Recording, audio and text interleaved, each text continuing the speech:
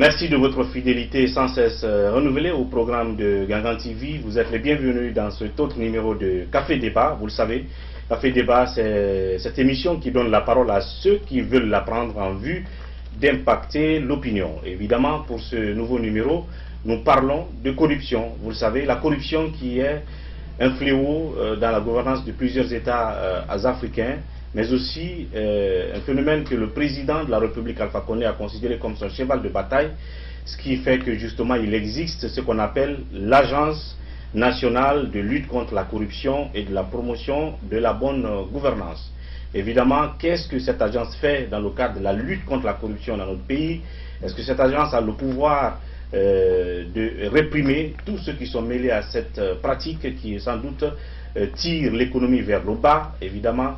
Et là-dessus, nous essayons de donner la parole à monsieur le directeur exécutif adjoint de cette agence. Il s'agit de monsieur Sekou Mohamed Silla, qui est l'invité de ce numéro de Café Débat. Monsieur Silla, merci d'accepter notre invitation. Merci, monsieur le journaliste. Merci surtout de votre disponibilité. Alors, la première question qui me vient à l'esprit, c'est d'abord, pourquoi jusqu'à présent l'Agence nationale de lutte contre la corruption a un directeur exécutif adjoint et pas encore un directeur exécutif, tout simplement parce qu'on se rappelle que ça fait un bon bout de temps que l'ancien directeur, M. Falcon, est décédé. Eh bien, certainement, ça relève la discrétion du premier magistrat de la République, l'auteur du décret. S'il a jugé utile que l'équipe avec le secrétaire exécutif peut servir, en attendant que nous amorçons d'autres phases institutionnelles. Tant mieux, dans tous les cas, ça ne nous a pas empêché, nous, à l'ANC, le secrétaire exécutif adjoint et l'ensemble des cadres, d'opérer et atteindre les résultats que nous avons pu sous le contrôle du cabinet de M. le Président de la République. Et donc l'intérim jusque-là continue jusqu'à ce que le président décide de vous confirmer directeur exécutif de l'agence. Pas de me confirmer, de donner un nouveau visage à la direction de l'ANC. Je pense qu'une phase importante vient d'être franchie. C'est l'adoption du décret portant l'organe de lutte contre la corruption, tel que prévu dans la loi portant prévention, détection et répression de la corruption. Nous parlerons de cela tout à l'heure. D'abord, je l'ai dit, on va parler de corruption. C'est un concept qui est tellement employé en Guinée. Au-delà de la Guinée, bien sûr, dans la plupart des pays africains, la corruption, nos élites dans la gouvernance seraient versées dans cette pratique. Et il se trouve que justement chaque pays se donne des outils de lutte contre cette pratique. Et pour le cas de la Guinée, c'est votre agence, qui est l'Agence nationale de lutte contre la corruption et de la promotion de la bonne gouvernance. Et depuis que le président Alpha Condé est venu, il a dit qu'il fait de cette lutte-là son cheval de bataille.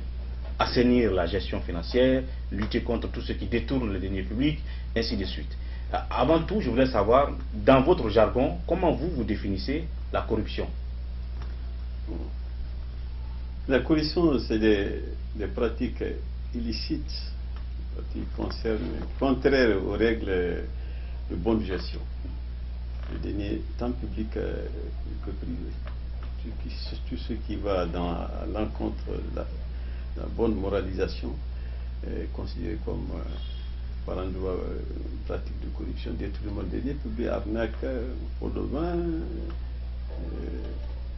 etc. La loi définit déjà le concept de corruption. Le vocabulaire, il y en a assez. L'essentiel ici chez nous, c'est le détournement des deniers publics. Détournement des deniers publics, surfacturation, quand il s'agit de faire payer l'État, sous-facturation, quand il s'agit de faire profiter l'État dans ses droits, fraude fiscale, fraude douanière, les marchés publics qui sont passés avec le pot de vin, l'arnaque, le policier, certains policiers qui passent leur temps à percevoir de l'argent dans l'exercice de leur fonction au quotidien, etc., etc. Donc, toutes ces définitions rentrent dans dans les pratiques de corruption.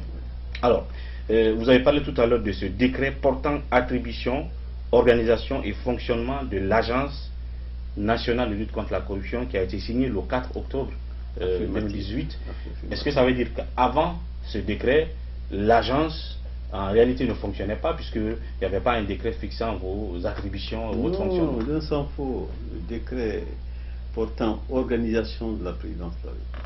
Il faut venir un peu en arrière. Le président de la République, le professeur Fakonde, en fonction, a fait l'état des lieux qui a abouti au lancement d'un vaste chantier de réforme. L'essentiel des actions de l'ANC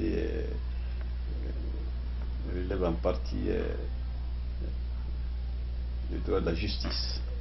C'est ainsi que, suivant le résultat des états généraux de la justice, le constat a été fait, les textes qui existaient, les textes de pénalisation des crimes économiques et autres, en ce qui concerne la corruption, étaient obsolètes. C'est ainsi que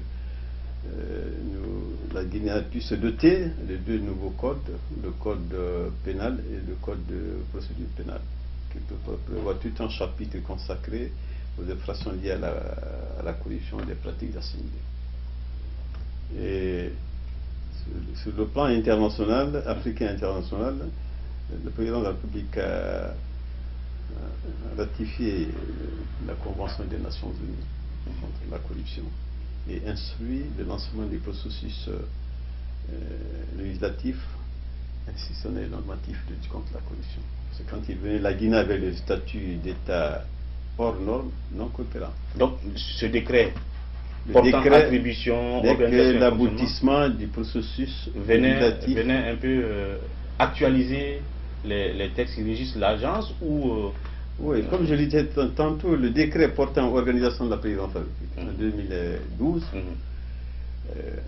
a arrimé l'ANC à la présidence de la République comme organe spécialisé directement rattaché au président à la présidence de la République, chargé d'élaborer, de suivre la mise en œuvre de la politique nationale de bonne gouvernance et de mener les activités de prévention, détection et répression de la corruption et des infractions assimilées. Alors, les textes spécifiques vont définir les attributions et organisations de l'Agence nationale de lutte contre la corruption. Et le décret 116 qui reprend l'organisation de la présidence de la République est situé dans le même cadre à la présidence de la République, dans l'attente de l'adoption du décret tel qu'annoncé dans la loi pour la prévention, détection et répression de la corruption des infractions assimilées. C'est ce décret maintenant qui a fait l'objet d'adoption le 4 octobre 2018 par le chef d'État. Donc au regard de ce décret du 4 octobre 2018 portant attribution, organisation et fonctionnement de l'ANC, l'Agence nationale de lutte contre la corruption, en réalité, quelles sont ces véritables attributions de votre agence et le mécanisme de fonctionnement et d'organisation de l'agence vis-à-vis de la pratique de corruption et toutes les... voilà. Oui, comme le décret le stipule, c'est une reprise de la synthèse des décrets que je viens de citer, le décret 116, élaboré sur la mise en œuvre de la politique nationale de bonne gouvernance et mener les activités de prévention, de détection et de répression de la corruption et des infractions assimilées. Des actions de détection et de répression. Mener des actions de prévention. De prévention. Mesures préventives, de détection et de répression. Répression jusqu'à la limite.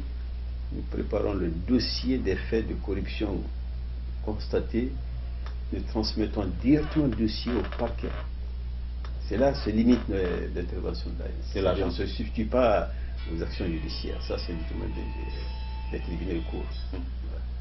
C'est important de clarifier cette partie parce que justement, quand vous allez dans l'opinion, on se dit que la corruption est devenue un sport national. Vous l'entendez comme ça en Guinée. On entend des scandales et tout.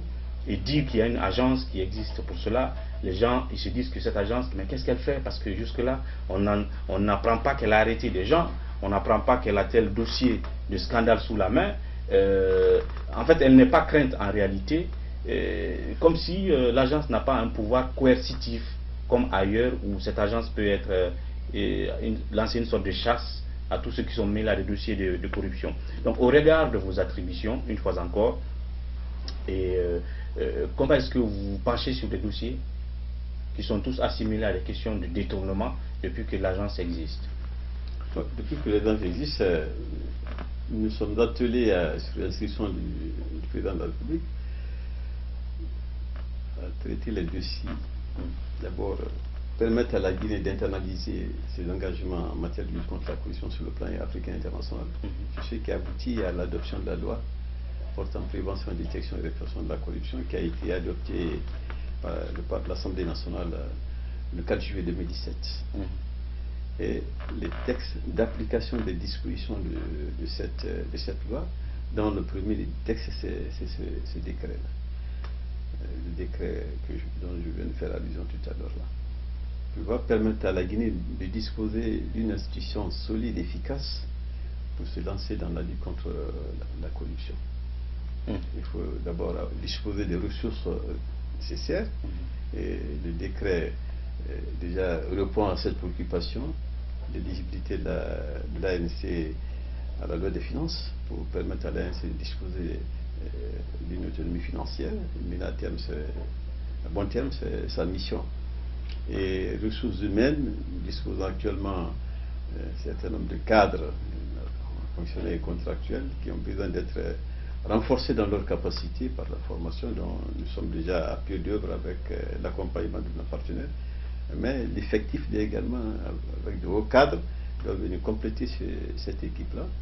En plus, disposer des services rattachés tels que une brigade d'officiers de police judiciaire qui va accompagner, parce que l'ANC n'a pas habilité d'officiers de police judiciaire, avoir le service des officiers de police judiciaire pour élaborer et soumettre les dossiers au parquet. Et œuvrer avec le ministère de la Justice pour disposer au niveau des parquets des procureurs spécialement consacrés aux dossiers liés à la corruption. Parce que là, c'est important. Ailleurs, c'est des parquets qui sont spécialement dédiés.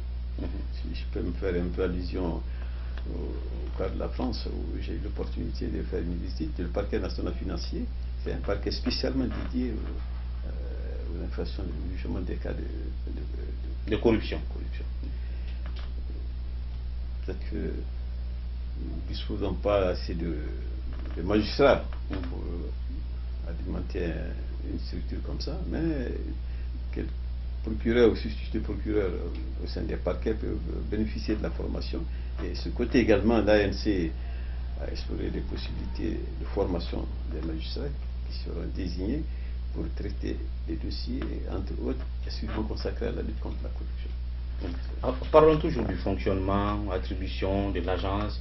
Vous avez comme attribution de prévenir les questions de corruption, de détecter des cas de corruption et de réprimer aussi.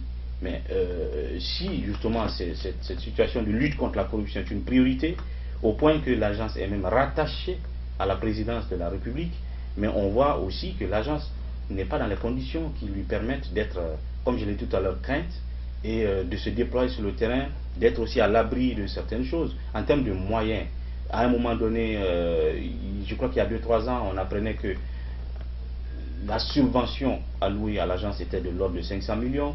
Entre-temps, on apprend que c'est passé à 1 milliard et quelques, et peut-être même plus. Mais est-ce que dans la réalité, vous bénéficiez d'une subvention conséquente qui vous permette de mener des enquêtes et de vous saisir des dossiers de corruption et ainsi de suite? Est-ce que, en fait, le fait que l'agence est rattachée à la présidence de la République vous laisse le champ libre de travailler? D'abord, nous n'avons pas d'handicap par rapport à notre rattachement au cabinet du président de la République. Les subventions dont l'ANC a bénéficié jusque-là nous ont permis d'initier une stratégie, un plan de travail pour enregistrer les résultats aujourd'hui. Et à partir de l'adoption de ce décret, certainement les ressources vont être largement mises à la disposition de l'ANC. Mais jusque-là, l'ANC ne bénéficie pas de ressources conséquentes. Naturellement. Pour faire ce travail quand même qui est attendu d'elle. Il y a du travail que nous avons eu à faire. Et il y avait avec de maigres moyens. Oui, non, justement. Parce que, ouais, dites-vous bien, c'est pas tous les États africains qui disposent actuellement une stratégie nationale de lutte contre la corruption. C'est vrai que ces maigres ressources, l'ANC, l'équipe de l'ANC, sous le contrôle du cabinet du président de la République, a pu permettre à la Guinée de disposer de sa loi, a pu permettre à la Guinée de passer son examen de l'application de la Convention des Nations Unies au titre du premier cycle 2010-2015, et le second cycle également est lancé, permettre à la Guinée de disposer d'une stratégie nationale de lutte contre la corruption et son plan d'action qui a été adopté le mois de juillet 2018, dont l'atelier de clôture a été présidé par M. le Premier ministre et le chef du gouvernement. Nous avons pensé le peu de moyens qu'on disposait pouvait servir à aboutir aux résultats que nous avons aboutis maintenant. Et la phase suivante, c'est pas seulement la répression, et la prévention. Et ça, à ce côté, nous n'avons pas manqué de mener certaines activités en partenariat avec les organisations de la société civile et les campagnes de sensibilisation avec l'appui de certains partenaires tels que l'Union européenne, le PNUD, OSHIWA, ONUDC, etc. Et assurer la formation des cadres. Bien. À ce stade-là, une fois ce décret en début d'application, nous allons entamer la phase opérationnelle de lutte contre la corruption. La phase opérationnelle de lutte contre la corruption. Bien, je voudrais bien qu'on parle de cette phase opérationnelle, de qu'est-ce que vous comptez faire en tant qu'action concrète sur le terrain, tout ce qu'on a déjà entendu depuis plusieurs années maintenant, comme les dossiers de scandale, les détournements des deniers publics par des agents de l'État, mais aussi dans le secteur privé en termes de surfacturation des services que l'État paye, ainsi de suite les fonds, comment on va appeler, illicites qui circulent, le blanchiment d'argent, ainsi de suite, et toujours cette affaire de moyens alloués à l'agence, nous allons en parler, mais la stratégie nationale de lutte contre la corruption que vous avez élaborée, comment est-ce que vous comptez l'exécuter sur le terrain, on va parler de tout ça, mais dans la deuxième partie tout à l'heure de cette émission, juste après la pause thé, nous nous retrouverons pour continuer ce débat sur la lutte contre la corruption en Guinée et ce que l'agence nationale qui existe pour cela fait comme travail sur le terrain.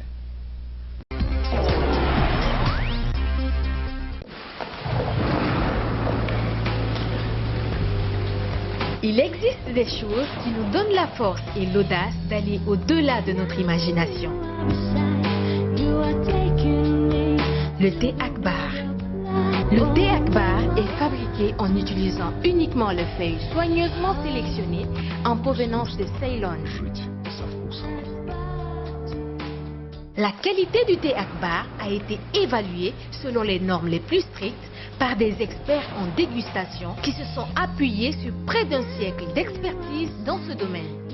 Premier producteur de thé, vous pouvez faire confiance à la famille Akbar pour vous garantir votre santé.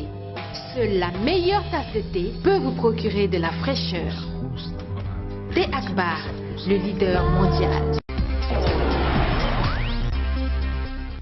Merci de nous retrouver dans cette deuxième partie de Café Débat consacrée aujourd'hui à la problématique de la corruption, une situation qui existe dans notre pays bien sûr, mais qui constitue aussi pourtant un cheval de bataille de la Troisième République, notamment de la gouvernance du professeur Alpha Condé. Une agence nationale de lutte contre la corruption qui existe pour cela, rattachée même à la présidence de la République, mais est-ce que cette agence bénéficie de tout ce qu'il faut en termes de moyens pour faire ce travail, pour réprimer, d'abord prévenir la corruption, détecter des cas de corruption et réprimer les cas les plus scandaleux? C'est la raison justement de ce plateau qui a comme invité M. Sekou Mohamed Silla, qui est le directeur exécutif adjoint de l'Agence nationale de lutte contre la corruption et de la promotion de la bonne gouvernance. Alors M. Silla, je parlais tout à l'heure de ce qu'on appelle la stratégie nationale de lutte contre la corruption qui est à votre disposition, si je ne me trompe, que vous avez élaboré. Ce que je veux savoir, c'est comment est-ce que vous avez conçu cette stratégie et qu'en est-il de son exécution sur le terrain? La stratégie, le processus de lancement de la stratégie a débuté bien avant. Et à la demande du secrétaire exécutif, l'Union européenne a accepté, dans le cadre du PARJU, l'actualisation de la stratégie, sa mise en harmonie avec la loi anticorruption et le lien avec les deux nouveaux codes, le code pénal et le code de procédure pénale.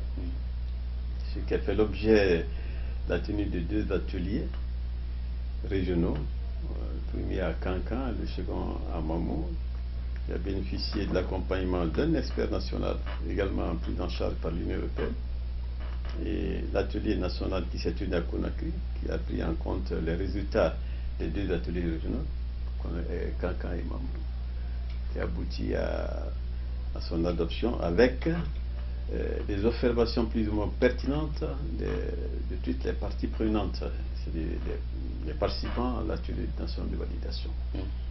L'expert international a pris note, il a essayé d'introduire ou de prendre en compte certaines de ces observations, et il nous a retourné le document dans sa forme finale.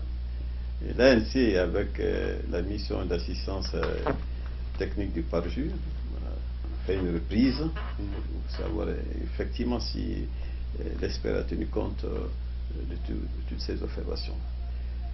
À date d'aujourd'hui, nous préparons la transmission du document au cabinet du Monsieur le Président de la République pour éventuellement des procédures d'adoption de la stratégie et son plan d'action. Bien. Donc, est-ce qu'on peut dire que jusque-là, on est dans la phase des réflexions, de conception des documents, de stratégie, mais pendant ce temps, ça détourne, pendant ce temps, il y a des fonds illicites qui circulent, pendant ce temps, il y a de la surfacturation, il y a ceci et cela. Donc, la volonté de lutter contre la corruption en Guinée, en réalité, se matérialise par quoi à travers les actions de votre agence? Parce que c'est très important que les citoyens aujourd'hui soient dans la rue en train de dire... Une thématique aussi pertinente que la corruption en Guinée, suite aux résultats des enquêtes que l'ANC a menées en 2012 et en 2015, nécessite des fermetures sur le plan juridique, sur le plan financier et institutionnel. C'est ce que l'ANC, comme je dis tantôt, sous le contrôle du cabinet du président de la République, essaie de mettre en œuvre. Et la stratégie déjà planifiée pour 2018-2020 prend en compte cette préoccupation, cette demande sociale de lutter réellement contre la corruption. Oui, ça c'est de 2018 à 2020, mais déjà de 2010 à maintenant, qu'est-ce qui a été fait? Je vais prendre un exemple, le cas du Cameroun, peut-être d'autres pays, en Sierra Leone, où l'agence qui est chargée de lutter contre la corruption a interpellé des cadres de la Fédération Sierra Leone de football. Au Cameroun, on parle de l'opération Épervier, des opérations comme ça de lutte contre la corruption qui interceptent des agents de l'État qui sont mêlés à tout ça.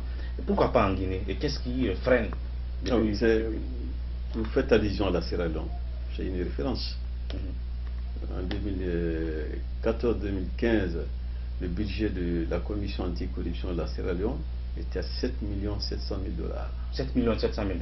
7 700 000 $. Et à la même période, selon l'étude réalisée par l'UNIDC, la Guinée n'avait même pas les 120 000 $. Comme budget. Comme budget annuel de lutte contre la corruption. Et les infrastructures législatives et institutionnelles n'étaient pas du tout ça. La Guinée était dans le statut d'État hors norme et non coopérant. D'accord. Alors, ce qu'il faut retenir, que les actes soient posés il y a 5 ans, 10 ans, c'est le caractère imprescriptible de la corruption. À tout moment, un dossier de 2010 peut revenir sur le tableau. À tout moment, oui. À tout moment. Et soyez rassurés que l'ANC, durant tout ce temps, dispose des archives.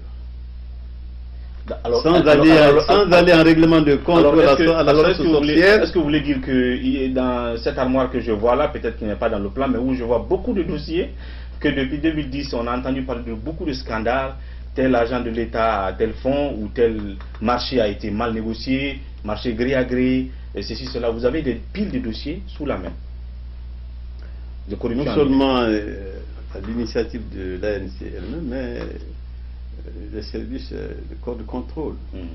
Là-bas, des rapports. Les inspections d'État. Nous pouvons nous servir de ces rapports, faire une sélection, voir les cas qui corroborent avec les pratiques de corruption.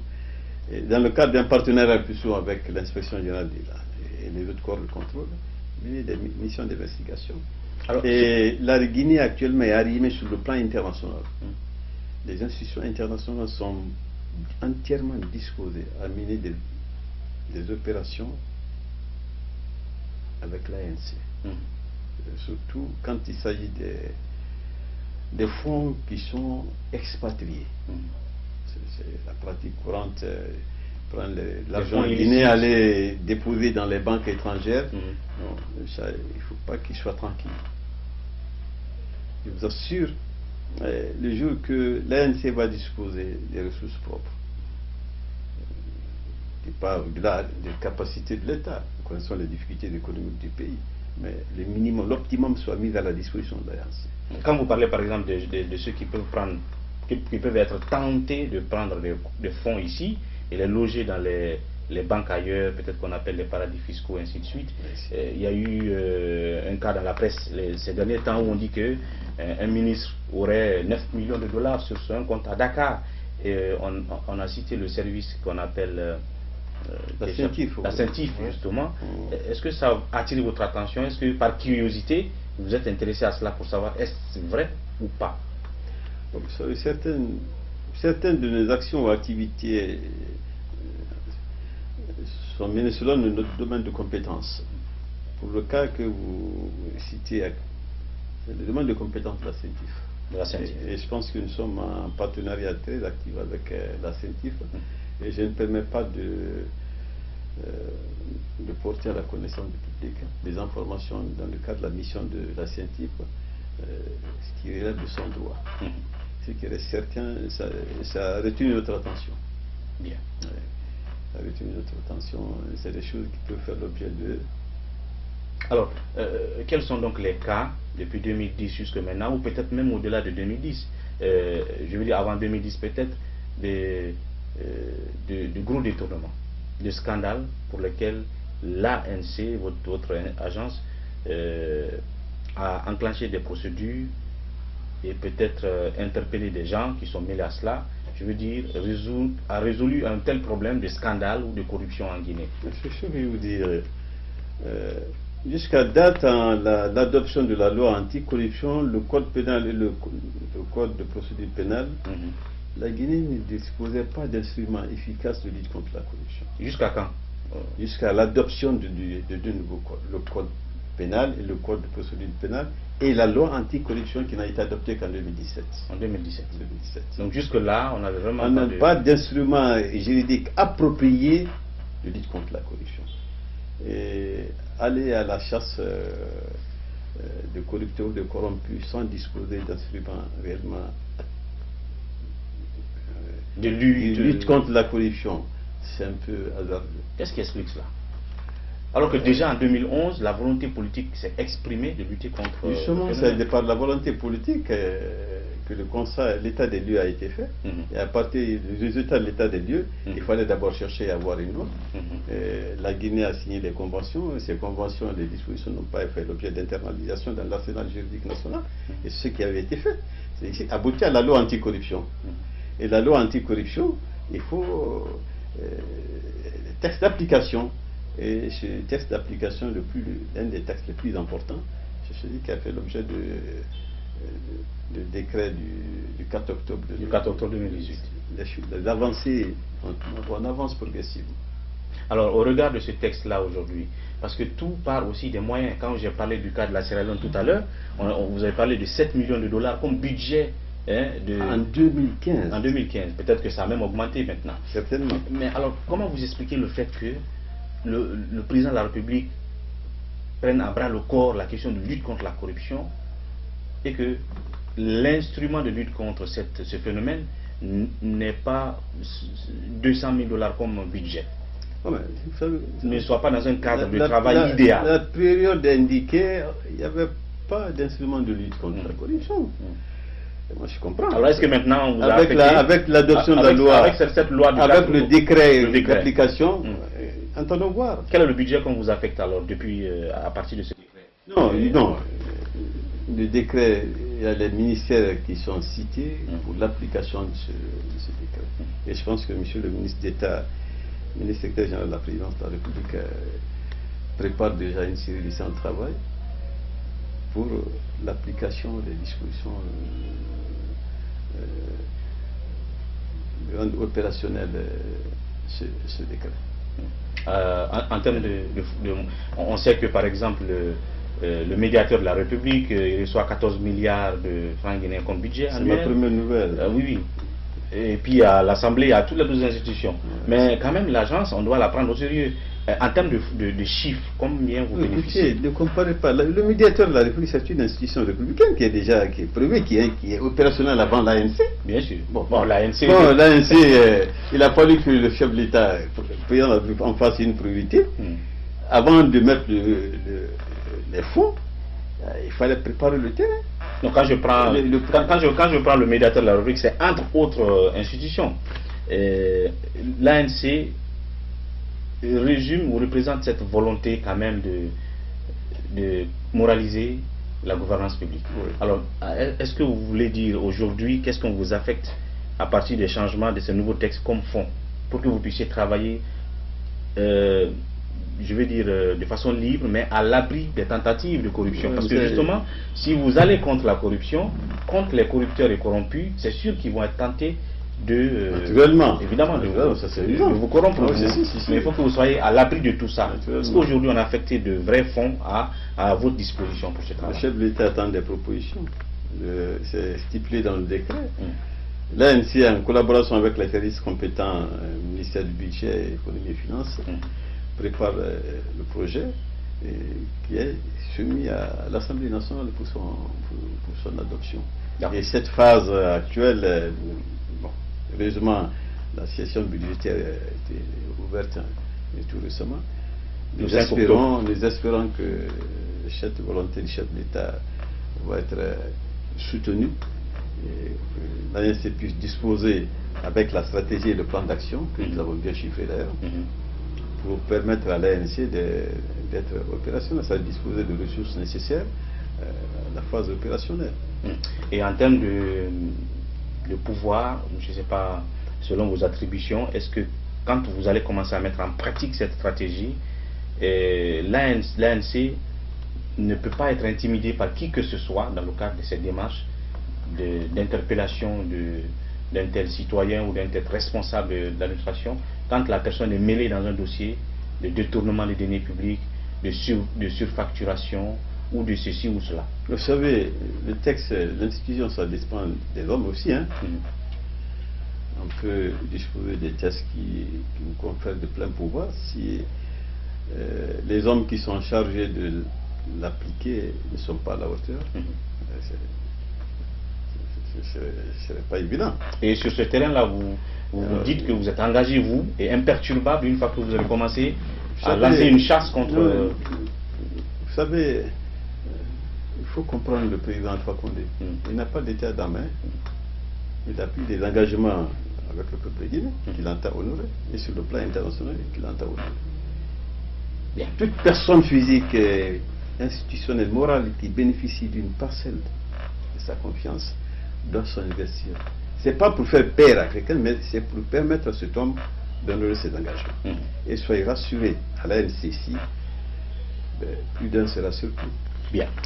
Et si on peut retenir justement globalement, au vu de vos explications, quelque chose, c'est que depuis un bout de temps, jusqu'en 2017, la Guinée n'était pas encore dotée de véritables instruments de lutte contre la corruption. Donc il fallait se doter de ces textes-là, de conformité avec les conventions à l'international et peut-être toiletter les textes au niveau national ici avant de passer à la phase opérationnelle comme vous l'avez dit. Donc jusqu'en 2017 on n'avait pas ce dispositif-là, on l'a désormais et nous sommes en 2018, presque à la fin de 2018 et vers la fin du deuxième mandat du président Alpha Condé pour que ce rêve qu'il a de vraiment moraliser la gestion publique, de diminuer drastiquement la corruption, peut-être qu'on ne peut pas la faire disparaître puisqu'elle existe même dans les pays développés. Alors, quelles sont les perspectives pour que vous l'aidiez afin qu'il n'ait pas tort d'avoir rattaché l'agence à la présidence et donner raison à ceux qui pensent qu'on ne fait rien en Guinée pour lutter contre la corruption, de sorte que les agents de l'État s'enrichissent de jour en jour et l'État, lui, peut-être s'appauvrit et la population se paupérise. D'abord, c'est de saluer les efforts que le chef de l'État et son gouvernement ont fournis et leur demander à ce que l'effort aboutisse à la mise en phase opérationnelle de l'Agence nationale de lutte contre la corruption. Et en seconde phase, interpeller la population guinéenne. La lutte contre la corruption, ce n'est pas seulement l'action gouvernementale. C'est tout le monde qui est concerné. Et surtout dans le cas spécifique de la Guinée, la corruption a connu un développement exponentiel. Aucun secteur n'est épargné. Aucun secteur n'est épargné. À commencer par la cellule familiale. C'est un petit détail qu'on viendra après dans le cadre des mesures préventives. C'est ainsi que nous avons préparé une action d'envergure en matière de mesures préventives, sensibilisation, information, éducation et communication vers la population, toutes les composantes de la société guinéenne. Ensuite, un partenariat dynamique et sincère avec les juridictions. L'aboutissement de tout ce qu'on aura à faire, c'est au niveau des juridictions. Nous ne pouvons pas juger, mais nous préparons les éléments nécessaires à un bon jugement et nous transmettons au parquet. Si ces trois jonctions-là sont bien coordonnées, la lutte contre la corruption va réaliser des résultats escomptés.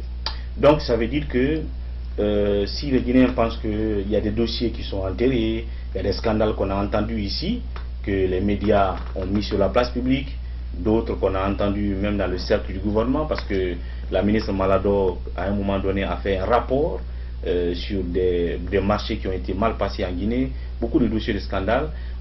Il y a des dossiers qu'on pense oublier, mais vous vous engagez que quand la phase opérationnelle de l'agence sera déployée, peut-être vers 2019, il y a les anciens dossiers qui peuvent revenir sur la place publique.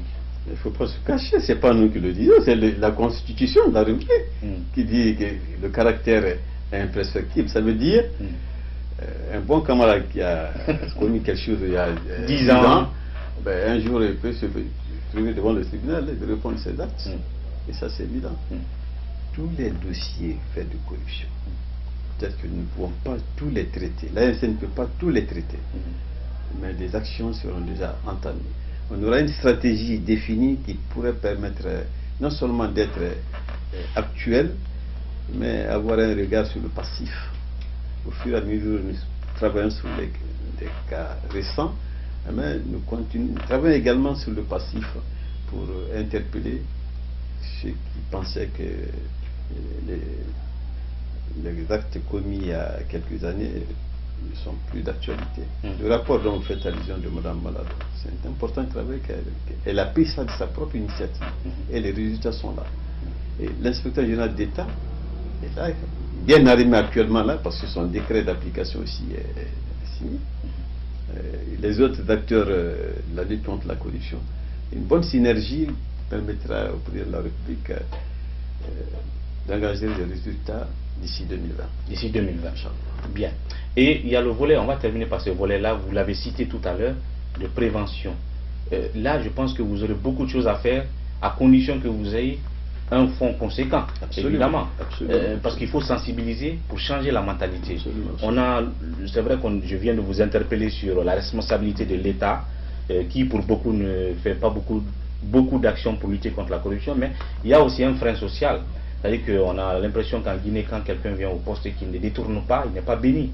Et donc, dans la mentalité du citoyen, qu'est-ce que vous allez faire en termes de sensibilisation, de communication, que ce soit à la base traditionnelle ou dans les médias, pour créer ce déclic-là, savoir que chacun doit se battre pour lutter contre ce phénomène de corruption? C'est ces mesures préventives-là, cette campagne d'information, d'éducation et de communication que nous allons mener vers la population. Et, vous savez, dans les mosquées, dans les lieux de culte, églises. Il y a vraiment un plan d'action par rapport à ça? Un plan d'action qui est déjà préparé. Nous avons à l'ANC les pactes, programme anti-corruption pour la transparence et l'éthique, à caractère sectoriel. L'éducation, par exemple. Nous avons 2 initiatives ardues pour le secteur de l'éducation. La promotion de l'éthique et la lutte contre la corruption. L'ANC, sur le contrôle du cabinet de la présidente de la République, a signé en 2018 un protocole d'accord de partenariat avec l'Institut international de planification de l'éducation de l'UNESCO. Vous savez, l'UNESCO, c'est un des gros bailleurs de fonds de la Guinée en matière d'éducation. Pour promouvoir l'intégrité et la lutte contre la corruption dans le secteur éducatif. Cet accord a été signé en présence du représentant permanent de la Guinée à l'UNESCO, l'ambassadeur de Guinée en France, qui m'a fait accompagner par un de ses hauts cadres de l'ambassade. L'Institut envoie au mois de novembre, en début de novembre, la responsable du programme éthique et lutte contre la corruption en Guinée pour une mission exploratoire, voir quelles sont les conditions préalables pour permettre à cette institution de l'UNESCO d'aider la Guinée dans la lutte contre la corruption du secteur éducatif. Et deuxièmement, introduit dans le programme universitaire la lutte contre la corruption, jusqu'au niveau de LMD en matière de lutte contre la corruption. Là également, en 2015, l'ANC, avec l'appui de l'UNIC, a réussi à faire participer 3 hauts cadres guinéens à un atelier à Douala. Une promesse de formation en la matière est disponible. Ça, c'est pour le secteur de l'éducation. Le secteur du sport, la même chose. Nous avons engagé une démarche il y a quelque temps avec un éminent sportif guinéen qui a accepté d'être personne ressource en matière de promotion de la lutte contre la corruption dans le secteur. Dans le milieu sportif. Je me tais de son nom. S'il est intéressé, il m'entend, il saura effectivement que c'est une réalité. Le secteur de la santé. Le président de la République, un des premiers actes qu'il a eu à poser, c'est la gratuité de la CNC. Et là également, les enquêtes que nous avons menées ont prouvé que le secteur de la santé est un secteur sérieusement atteint de corruption. Là également, nous avons des personnes de ressources avec lesquelles nous allons mener ce pacte concernant le secteur de la santé. Et également la douane, les impôts, ce qui concerne les finances publiques. On avait même eu une possibilité d'accompagnement de l'Organisation mondiale des douanes et de l'UDC dans le cadre du programme conteneur installé au port autonome de Conakry. Je pense que nous allons pousser nos réflexions avec le ministère en charge chargé de la douane pour voir comment cette opération de moralisation du secteur de la douane peut parce qu'il y a un risque. Nous disposons d'une étude sur le risque de corruption dans le secteur de la douane. Dans le secteur de la douane. Tout cela, c'est des actions que nous allons mener dans le cadre de mesures préventives avant d'engager des actions de détection et de répression dans le secteur. Voilà quelques mots, quelques secteurs qui sont... Le secteur de la sécurité. Oui, le secteur de la sécurité et de la défense. Nous avons sollicité le secrétaire exécutif l'accompagnement de l'OTAN, qui dispose d'un programme de promotion de l'intégrité et la lutte contre la corruption dans le secteur de défense et de la sécurité. J'ai eu la possibilité de faire participer un officier supérieur à la retraite pour une formation à l'OTAN en Allemagne. également avec l'adoption de ce décret-là, nous allons essayer de mettre en pratique certaines de ces initiatives-là en collaboration avec les départements concernés. Bien. Sans la chasse aux sorcières, sans règlement de compte, tout un chacun soit engagé à lutter contre le système. Aucun secteur n'est épargné. Tout est engagé dans la lutte contre la corruption dans ce pays. En tout cas, pourvu que la pression sociale ne freine pas cet élan que nous attendons incessamment, à partir de 2019 peut-être. Ça c'est sûr. Je suis sûr. Et j'ai confiance au peuple de Guinée. Bien. Il suffit seulement que cette volonté du chef d'engagement de son gouvernement soit mise en application par l'ANC. Vous allez voir, les choses vont changer. Alors, dernier mot, en 1 minute ou 30 secondes face à la caméra, en ce qui concerne ces grandes perspectives que vous venez d'annoncer. Je remercie une fois de plus le président de la République de son engagement, malgré l'immense programme de changement qu'il a initié et mis en œuvre depuis son avènement au pouvoir. Pour quelqu'un qui connaît la Guinée en ce qui concerne la lutte contre la corruption, à date d'aujourd'hui, nous avons enregistré des avancées très significatives. Je souhaite vivement que ces avancées soient poursuivies et qu'après la loi, après le décret d'application, décret portant attribution au fonctionnement de l'ANC, que des actions concrètes suivent pour permettre la phase opérationnelle de l'Agence nationale de lutte contre la corruption et de promotion de la bonne gouvernance. Et je lance un appel à toute la population guinéenne, toutes les composantes de la société guinéenne, secteur privé, collectivité territoriale, secteur public, secteur privé, de s'investir et de faire une synergie d'action nationale pour éradiquer la corruption. La corruption, je le dis toujours, sur le plan religieux, c'est le fait de corruption qui a été à la base de la première colère contre Adam. Une de ses plus belles créatures. Avec la corruption, Dieu a manifesté sa couleur à Adam, nous a fait évacuer Adam et sa chère épouse Ève du paradis éternel. Alors nous avons intérêt à nous libérer de la corruption. Et c'est le mot de fin que j'adresse à Monsieur le Président de son gouvernement, en disant que nous sommes vraiment reconnaissants du fait que le Premier ministre, après sa déclaration de politique générale à l'Assemblée nationale, a accepté de venir réitérer cet engagement de lutter contre la corruption, de promouvoir la bonne gouvernance lors de la clôture de l'atelier national de validation de la stratégie et de son plan d'action de lutte contre la corruption. Ça a été un reconfort. Ce jour-là, je vous assure, je le dis, certains n'étaient pas sûrs que le docteur Ibrahim Kassel Fofana sera à l'hôtel pour présider la cérémonie de clôture. Mais il est venu. Et sa déclaration, il y a là une volonté politique exprimée. Justement. Là, cette volonté politique, c'est nous autres techniciens qui doivent œuvrer pour les mettre en pratique, naturellement, avec l'accompagnement du gouvernement, l'accompagnement que les partenaires internationaux attendent durement. Bien. Donc 2018, j'allais dire 2019-2020, ça va être une période d'intense activité pour l'agence dans le cadre de la prévention, la détection et de la lutte contre la corruption. On sera là sur le terrain pour constater de phase en phase cette opération. Je salue Gangan qui a toujours répondu propre à l'accompagnement de l'ANC malgré nos maigres ressources. J'en appelle à toute la presse nationale et étrangère d'accompagner la lutte contre la corruption. Merci beaucoup, M. Sylla, de nous avoir reçus. À très bientôt. Merci beaucoup. Merci.